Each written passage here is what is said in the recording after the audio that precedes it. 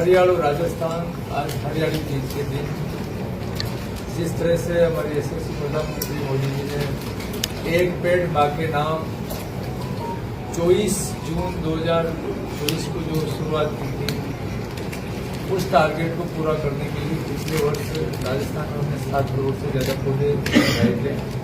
इस बार हमारे यशस्वी मुख्यमंत्री भजनलाल जी ने लगभग 10 करोड़ पौधे लगाने का टारगेट दिया।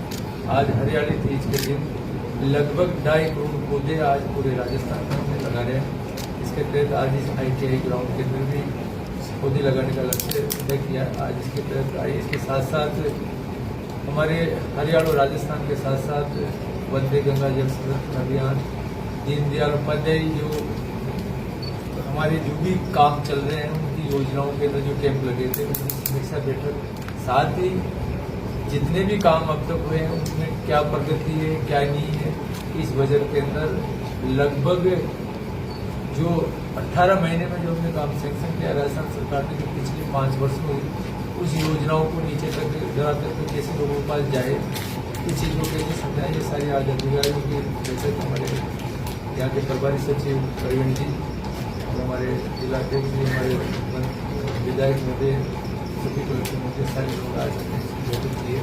तो सबसे बड़ी दुख की बात है कि जिस तरह से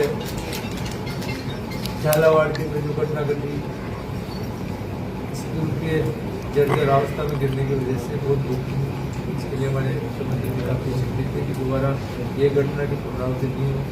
इसके लिए पूरे राजस्थान के अंदर उन्होंने विशेष बैठक करके जितने भी हमारे DNC स्कूलें हैं, जो मरम्मत योग्य स्कूलें हैं, जो आंगनबाड़ियाँ कहीं है या कोई चिकित्सा के कोई भी भवन है जिनके अंदर कहीं उनको जाके देखना, उनकी मॉनिटरिंग करना, जैसे तुरंत राज्य सरकार के द्वारा कितना पैसे की जरूरत है उसको जारी करें।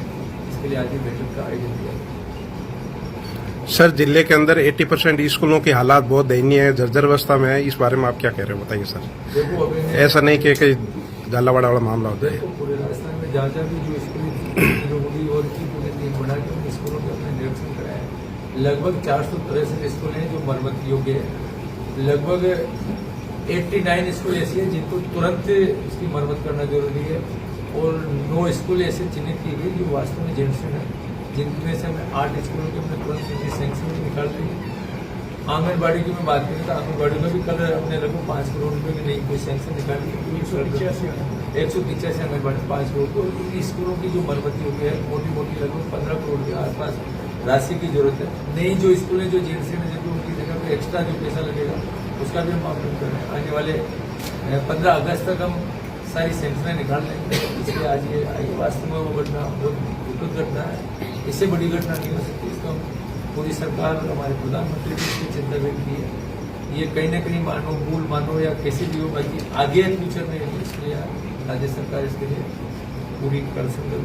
इसलिए पूरी तेजी के साथ सब जगह सभी प्रभारी मंत्री ले लो, हमारे प्रभारी सचिव ले लो, हमारे जितने भी DO लोग हैं, कलेक्टर, सारे इसके ऊपर चिंतित है, सब इसके काम कर रहे हैं। तो आपका सर ये कहना है कि मतलब ये इस तरीके से प्रस्ताव नहीं है, तो ये घटना के बाद क्यों ले गए? तो ये स्कूलें तो यहीं थी इससे पहले, जैसे जिले के ऐसी कई स्कूल है जहाँ पर ये दीवारें गिर रही है, छतें मरम्मत की जरूरत है। देखो ये सब चीजों के इसके लिए हम मानते हैं कि कहीं ना कहीं इसके अंदर लापरवाही हुई, ऐसा नहीं होना चाहिए था। बाकी आगे नहीं हो और जहाँ जहाँ जैसे जैसे कभी पता लगता है, जैसे जो भी स्कूलों की डिमांड होती है उसकी सैंक्शन में निकलती है। बाकी ये सब चीजें कहीं ना कहीं एक टाइम ये था जब सारी स्कूलें बाबा साहब के द्वारा बनाई जाती थी। धीरे धीरे धीरे धीरे बाबा साहब भी दूर होते चले गए।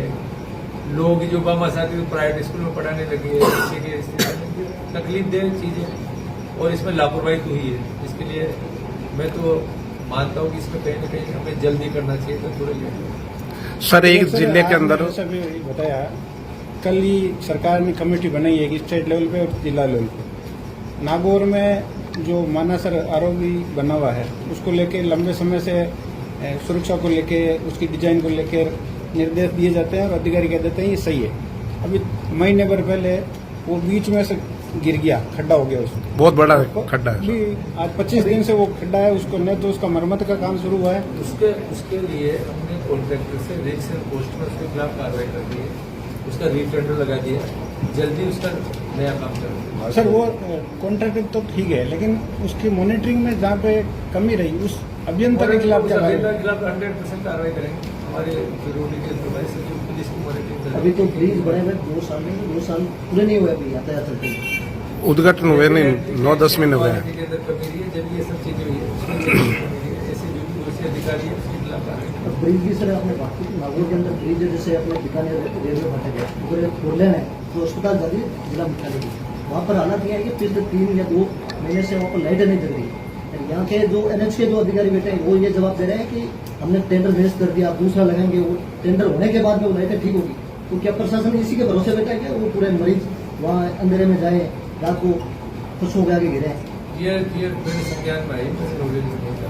संज्ञान में आके कभी आपसे प्रेस कॉन्फ्रेंस के बाद में बात नहीं, ये तो छोटा सा काम है सर, लाइटों का करेंगे, तुरंत काम कराएंगे। जो चीज बता रहे आपको बताए।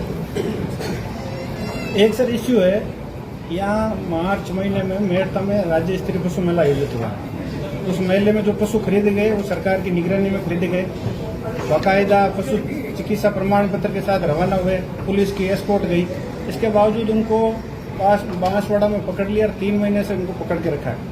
सरकार की मंशा क्या है? या तो मेले बंद करवा दे और नहीं तो सर उनको क्यों रोक रखा है? जब लीगली गए तो उनको रोकने का औचित्य क्या है?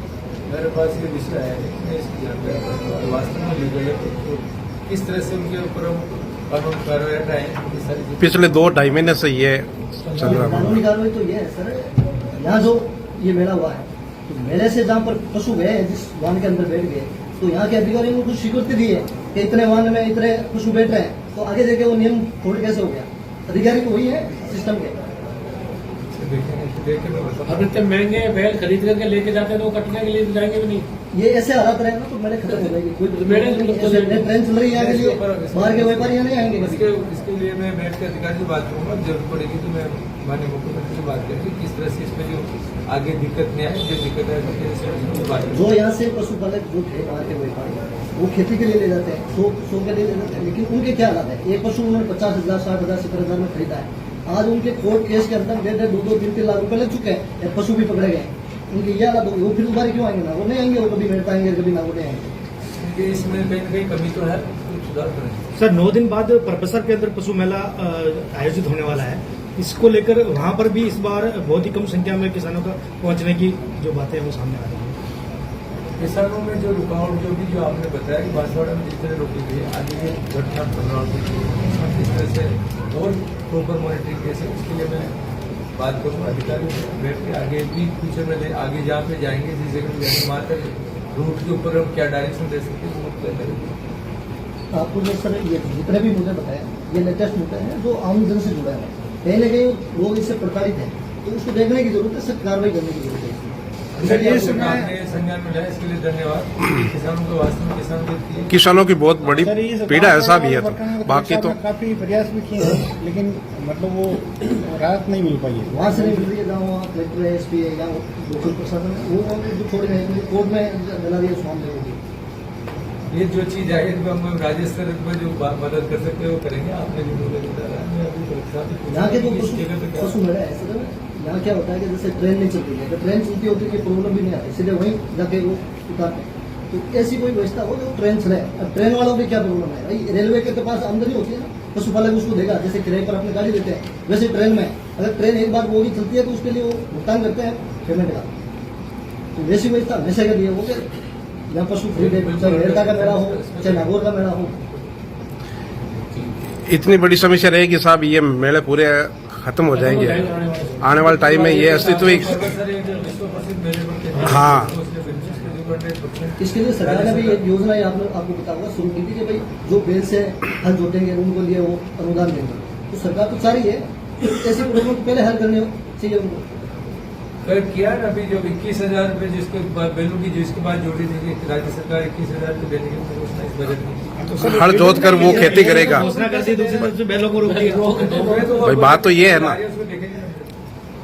एक सर डेगाना में कल एक स्कूल की पटिया गिरी थी और आपके विधायक ने कहा कि ये भ्रामक खबरें फैलाई जा रही है, लेकिन वो कल गिरी थी 5 पटिया गिरी थी। देखो जो चीज आ रही है बरसात में देगा मेरठ नागौर में तो मेरठ और देगा साइड अच्छी बारिश हुई है और मैंने बताया कि कहीं ना कहीं मॉनिटरिंग करनी थी प्रॉपर्टी 100% स्कूल को भी अगर गिरी है तो उसकी जरूरत नहीं बनाएगी। जो जो भी जिस स्कूल में वो ऑलरेडी उसको बंद कर रहे थे, उसको पहले से ये मान रहे थे कि डैमेज होने वाली थी। दूसरी इसमें सर एक प्रॉब्लम है, जैसे समसा के तहत अपने नए जो फंड बढ़ाते हैं जैसे किसी स्कूल के अंदर, तो उसमें क्या होता है कि स्थानीय भाषा अगर वो सेव करता है तो उनके 40% या 60% सरकार उसका देती है भुगतान।